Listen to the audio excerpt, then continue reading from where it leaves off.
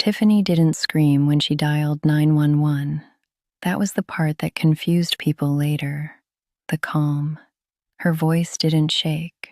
She didn't cry. She didn't ask for help. She gave her name clearly.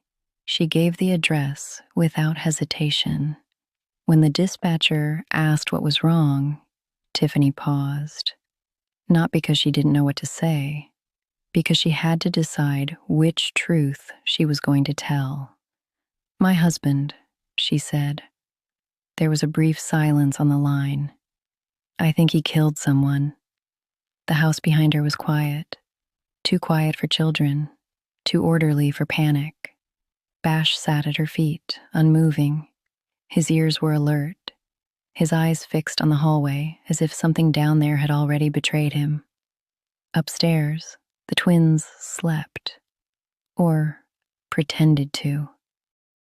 Tiffany didn't look toward the stairs. She already knew that whatever had happened had started long before the call.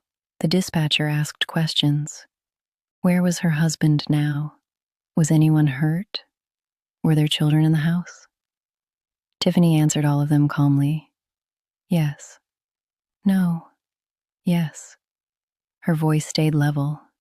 She did not say that Cameron had braided her hair in college when her arms got tired. She did not say they had been friends since diapers. She did not say that he was the only person who had ever known every version of her.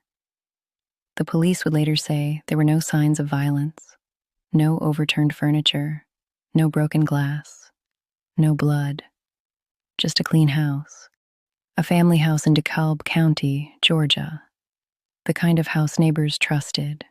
When the first squad car pulled into the driveway, Bash growled. It was low, controlled. Tiffany felt her hands start to shake for the first time. Because the truth wasn't simple, and it wasn't new. The officers moved through the house carefully, as if they were afraid of disturbing something fragile. They asked Tiffany to sit at the kitchen table. They asked her to repeat what she had said on the phone. Tiffany folded her hands in front of her. She spoke slowly. "I believe my husband is responsible for something he hasn't told me about." The words felt safer that way. Belief instead of certainty. One officer glanced toward the stairs.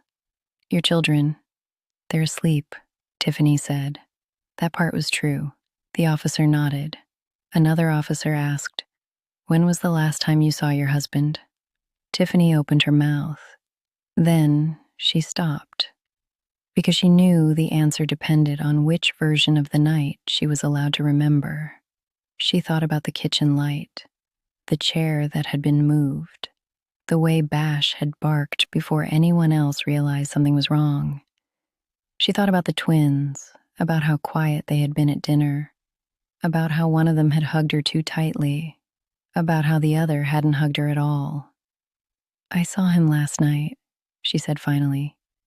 The officers exchanged a look. Was anyone else awake? Tiffany hesitated. Just long enough. No. Upstairs, a floorboard creaked. It was subtle, almost nothing. But Bash lifted his head immediately. Tiffany closed her eyes.